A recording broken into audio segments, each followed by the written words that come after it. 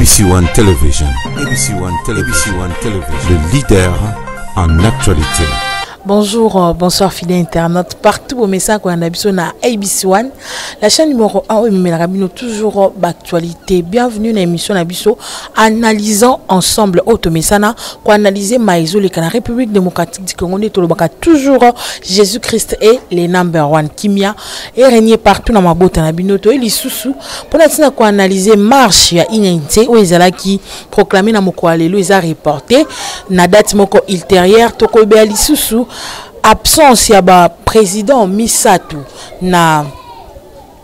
kuna na sommet ezwami na elinga ki kozala na Afrique du Sud toko be ali sous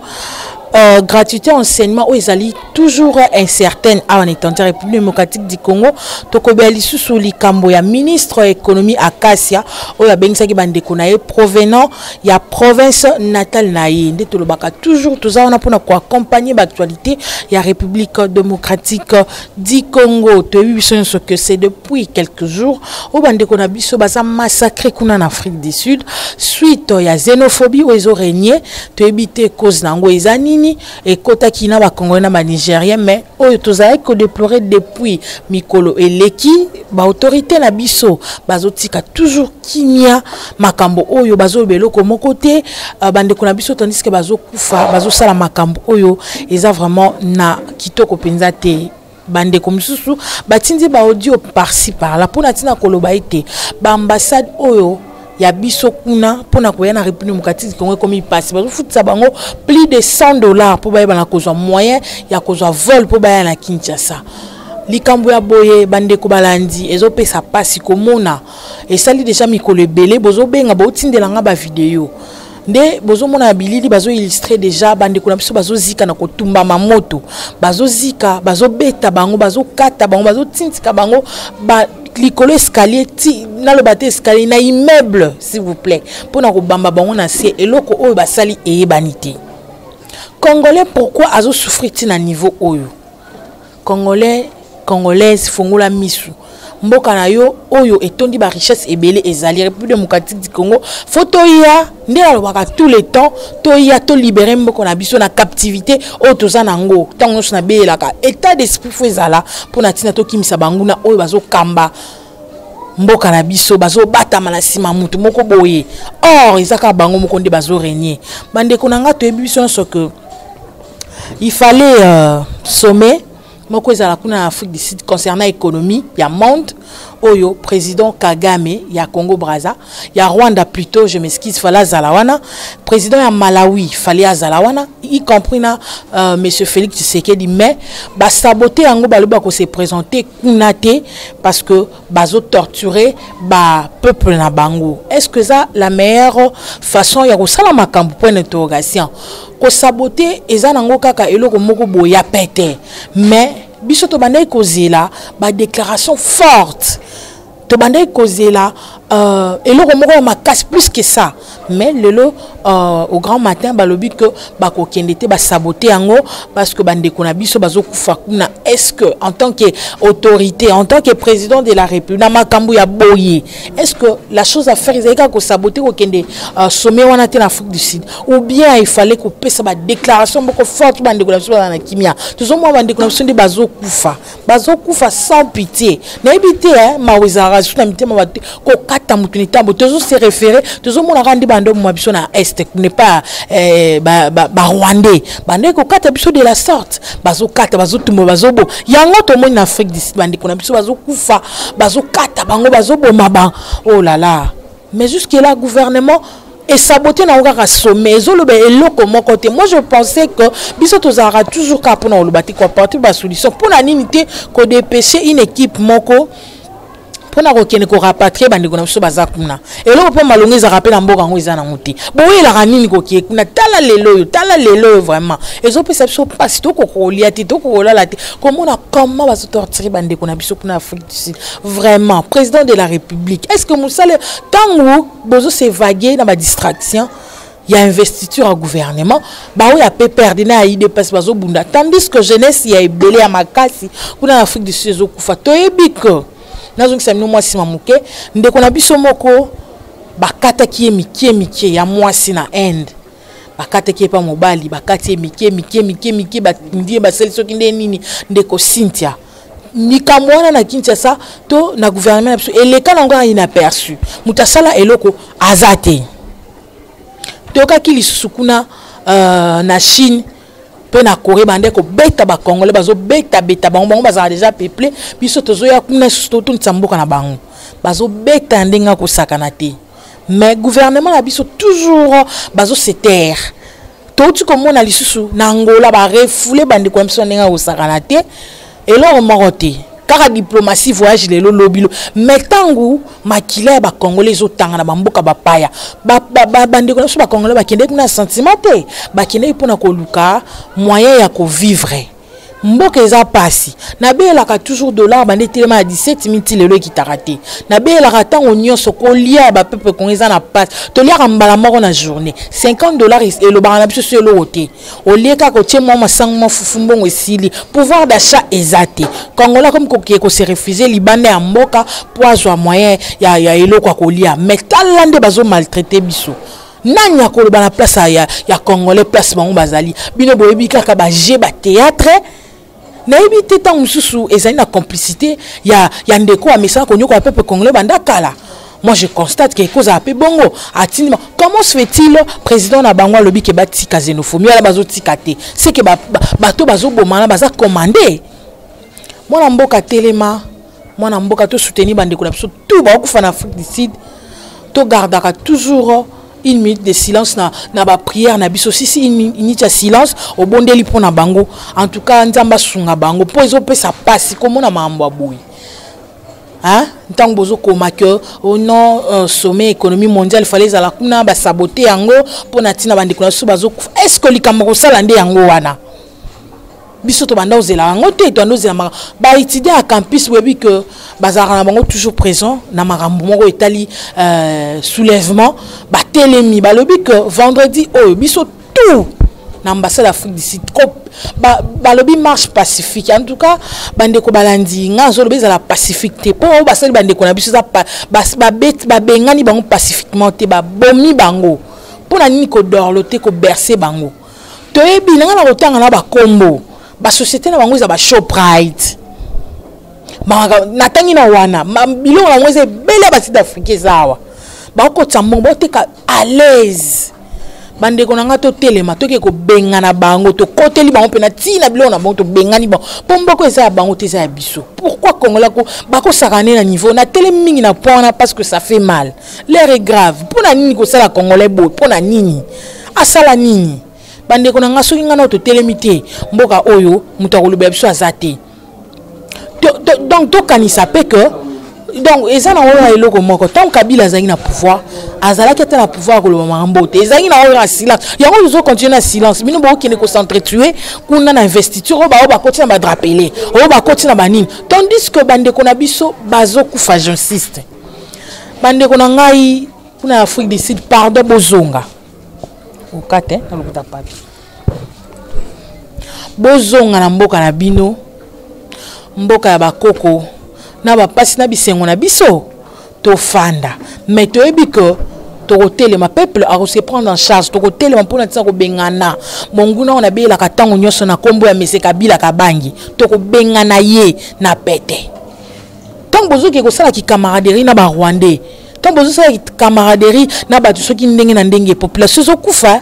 bozo te kamoka mais population jusque là le bilan de l'autre côté mais population côté les matozo c'est les gens mot d'ordre au calamité ko pesama en tout cas moi na mboka to ko bengana ba Rwandais ndenga ko sakana te bien na uti ko bisabino likambu toujours ya côté les mapona ko libérer peuple congolais ba fa to le ba autorité coutumière ba telemi pe bango na ngamu na bango ba lobi que photo zonga na bokoko to zonga na bokoko ba pesa force coutumière pe place moko na gouvernement soki ba pasali yango te ba ko recourir na bakoko na bango guerre kota kaka to yambaki historien moko na ABC1 awa expliquer ka biso origine na biso to uta wapi poto koma awa lelo alobaki eloko moko ezali très capital alobaki que lelo oyo soki basangisi ba chef coutumier ya mboka na mboka batelemisi bokoko bacha yango en place mpona ntina kosala mabe na mboka Congo bakosala yango pourvu kaka ke bazwa poste pe pourvu ke babatela kimia mais nga na ozonga mwasi mpona koloba jusque là tozo reconnaître bokoko ezali oui tozo reconnaître penzamba zali oui mais bino bakoko jusque là bosali nini mboka na biso guerre e banda ba Rwanda bazo okota bazo régner bino ozaka ka bokoko ezo sala nini oui to uta na bakoko botelema soki réellement bo existaka botelema na forme ka te akoluka place na gouvernement te bo user de vos forces pour na tina ko bengande monguna biso to yebike bakoko bazara pressé te pas mate to yima beleza ya bango mais le bakoko bakomi ko la poste na gouvernement oui bazara déjà na place na bango autorité coutumière ba pesa bango et ça déjà fonction munene mais pour la nigo luka ko sala kaka ko soit ministère mobimba soki oui ça existe déjà bon ça de la place bolingi bo bâtir sur pour ani coutume na bino ça pour ko conserver ko bomba race ya moto mwindu et non ko welela ba poste botika mambwana bo tande ba bikila kila na bino to benga nde kabila ezate ke bo tchabikila kina to luka poste non to boya ngo te emeli yango bo luka poste na kimia bo luka te ke bo si bo kabola matadi bala kuna batadi ke bala bo betango erosion pa bat banda ko dinda bat bakufa bo kabola presse kuna na ipeni bo la cette démonstration là oui ezala ngo bien mais bo sala ngo pe pona ko benga na munguna to sala ngo ka te pona ko wela pouvoir to sala ngo dans les bons to boyi bino teme to senga bo sala makambu na lulenge esengeli ezali ya mars moko ezali ki décréter moko alilo pona tina été ko soutenir ndeko Kamere na ndenge bakizaki ye ya détournement ya 15 millions de dollars bandeko ya INC batelemaki balobaki que bakotika basali autorité morale na bangote bakotambola pona tina ko démentir likambo yango marche wana esimbité autorité il y a la police ba intercaler yango balobi que et ko risquer et ça la mbutu na mboka bande ko na mususu ba koluka baya babeta mabanga milangi po pepe congolais azanga kimia nga na féliciter likanisi yango potango tozali zali souté que to bomana nanu nani asala ki bona te tozala tangu nanu photo kanisa ulenge nini to kosala poto msamboka ona pasi na yango marche wana ezala kite INT marche wana échoué parce que bakutana ki na gare centrale pour na tina baba na marche na mongoti na palais de la nation mais ezali esimba ki te to échoué nango bandeko balandinde na misana toujours ko bana bino ko toza wana ka te pona ko sepesa bino mais toza pona tina ko accompagner makambu nyonso actualité tout ezole ka République démocratique du Congo. J'insiste batu mingi bazo continuer ko benga nga pona tina lettre oyo ba mona ki na réseaux sociaux sur Jean-Pierre Mbemba ndenga suspendre ndeko Moïse Katumbi nazo insister na koloba eza lettre moko eza fausse eza ya lokuta lettre wana ezali na kaka bato yo balingaka kosala buzz sur internet nde bachaki yango nazongi na mwa muke en tout cas likambo etali 15 000 dollars inspection générale à finance o ezalaki komene ba enquête sur likambo wana et ndeko na biso na kombo ya Célestin auti ko tweeter ce matin pour na tina koloba que chiffre wana ezali exact tembongo ezosanga na caisse à l'état ezali 14 millions de dollars et non 15 millions na yango ole que ya ko s'attarder na ko lobela makamambongo wana wo ezopesa kanda na mito ya peuple congolais ezaka kaka ko senga demande d'explication na ba oyo ba consommer yango wana ba propos na ye na ndenge atutaki ce matin tozongela sujet wana na kotuna est-ce que na 15 millions na 14 millions nyonso za mbongo te tant bozolo bake ba perception demande d'explication oui ba opesa yango ba ko fonder voilà tout ça libanzela voilà to réhabiliter prison à Makala voilà to pesibile na basoda voilà to lukato futa ba enseignant. Est-ce que c'est le moment ya kosala toutes les dépenses possibles wana na mbongo ya muke oza ezalaki ya koboma trésor public to na l'état? Est-ce que c'est le moment ya ko sala ngo soki pe to lobito sala ba calcul wa na bo sala ki ko cha marambo assainissement en ville province de Kinshasa na 4 na lobaki na bino déjà que mbongo wana ba pesa ki zaki pona ko enrichir ba bourgmestre na lobi yango pona ni parce que mosala ezo sala maté bazali kaka ko kire ba terrasser or mbongo bazwaki wana ba 10 000 wana ba 16 000 wana c'est trop batongi banda ko étage ba 2 niveaux ba 4 niveaux ba bourgmestre boki etala plein ba vendre na 1 mois batongi banda ko yamine ndenga osakana te voilà bande ko balandi ba bourgmestre batongi banda ko ndenga osakana te na mbongo ba pesa ki assainissement musala ezo sala mate bozo kire ba terrasser boza bosomi na minoka ba pau ba rato ba memutuka ko memela ba imondis wana ezati bozo ke ko louer ba kikalungu quelle honte ba 10 000 ba 16 000 o bozi wana botina ba poche na bino nande o ndeko na biso tokena ikomona asali mwa passerelle mombo ya muke ya mabaya pe akomi yango na pembe na compte ya budget ya assainissement hein bande kuna poni ko sangana na peuple congolais a besoin social alia atonda avanda malamu atangisa bana na kimia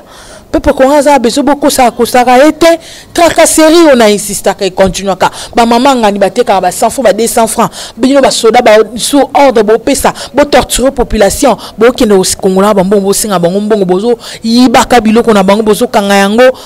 bande ko na ngai mboka oyo za na pasi soki yo na nga otelemite poto libérer yango ezali mawa population azana pouvoir moko ya makasi ya ko exercer pona ko kimisa bakam omoni mokambi ko so telemeli na domaine nyonso a obanga ba policier wana bazoya ko pesa pasi na peuple congolais po bakomi ko lesa bango malamu bazumwa baloso ya mawa bazumwa bandako kovanda ya mawa yango pesi bango courage ba ko pesa population kozangisa bango kimia nango to telema tango eza muke to koma biso sensible koma olanda biso ngai elongi na ngai koma identité etika mke baba bango na ba mire pona tina tozolo ba bosolo tozana besoin mboka na biso ebima na pasi ndeko Félix fongola misutika ko mema population na ba guerre moko ezanga mutuna makolo po lobi ko entraîner guerre civile balu bana ba Congo ba robomana eloko lekaki kuna parler du peuple interpeller bino a enseignement ça na incertain na toute l'étendue de la République démocratique du Congo pamba te ba école mususu mbongo ya ba parents bazongisi na nute balobi que bazo menacé ko kota na grève parce que mbongo balaka ki bango eza ya maloba bazwi yango te yango ba esengi na ba parents babomba na babombisa no mbongo wana e ko madeka classe ya bano bafutaka classe ya bano bafutaka te mais bazobe na ba radio na ba télévision ba préfère ba école bazongisa mbongo ya ba parents bazwaki mais ba préfère wana bazobisa ba parents botika na nous parce que tozo menacer déjà kokota na grève année blanche tozo boya bana ofu batanga toza dana bakulu na ebele pour la tina été kozanga ba moyen ba parents ne sali que bana na bazanga moyen kotanga beaucoup de sabso sur l'année blanche te po ba il est très ba comme ebele bo détruire jeunesse congolaise bo sala nde bo mesana ko sala ba étudiant tozo soutenir bino vendredi au biso nyonso toza na ambassade d'Afrique du Sud faut to bengana ba sud-africain tout bazaa yonde ko nango bi ke sud-africain mo vana na quartier na dénoncer faut to bengana to bengane na perte biso to tumba ete to boma ete biso to bengane to betie nanu azoka pete to bete na kimia to sopeli mai to bete ata 20 chikote ali to bisa ki na mboka na bango pona makambo yo basali biso fidèle internaute fidèle téléspectateur nga votre âme servante moi analyse mela ki bino mokolo lelo yango wana botika ko masque détournement na koloba que ba pesa yango demande d'explication tous a besoin de demande d'explication te ya 14 millions de dollars wana te tous a besoin que bazongisa yango na kesa l'état pour makambo ko sala ezano ebele na lobaka toujours eloko liboso ko sala ezali agriculture mboka na biso ezali mabeleza na vitamine ya ndenga osakana te soki toloni omona ki économie ya mboka pe ekotombwama soki toloni biloko pena tozo te exporter au lieu que tu importaka biso tozo exporter au moins ki nyonso eza malamu na est écoute n'en parle même pas ba vache ya minene bazo bima kumna na Goma tokoki pe ko exporter yango boto andeti bakoma ko memela biso na Thomson mais mai na biso ezangi Thomson te donc tout ça na bambisi musuku na bino boliaka ba exporter la rabino kuna bambisa mai banzombo ba mopongo et bimara pour ni biso te ko toko ko sala de sorte que tokanga bango isusu ya minene pour na tina te totekela pe bato bazala libana mboka mbongo ekota nkesa leta et au sala biso bien ezaka kate totika na ba fitité moko ezanga mutuna makolo et ko apporter biso loko moko te en tout cas bande ko balandi grand merci à mon pasteur Willy Mouchoua, dit grand merci. À papa Dizembongo Passi de Paris, grand merci. À papa Sami Mboui, grand merci. À papa Norbert Kazadi, grand merci. Na José Djema, c'est grand merci. Na papa Nanga Jack Boer, Bambo Tenayo. Sans oublier tout, au bakomela rana au balingarangai. Tout ça toujours on a pour na robundela mboka.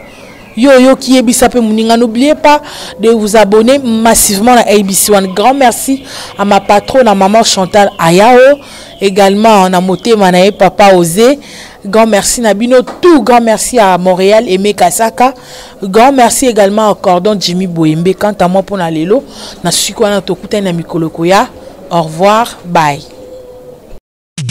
ABC One Television. ABC One Television. ABC One Television. Le leader en actualité. Actualité politique de la RDC, d'Afrique et le reste du monde. ABC One Television. Le leader en actualité. Actualité locale et internationale. ABC One Television. ABC One Television. Actualité sportive, le football, boxe et autres. Actualité religieuse en RDC, en Afrique et le monde. Actualité culturelle de tous les pays africains. ABC One Television. Les leaders en actualité, c'est ABC One Television.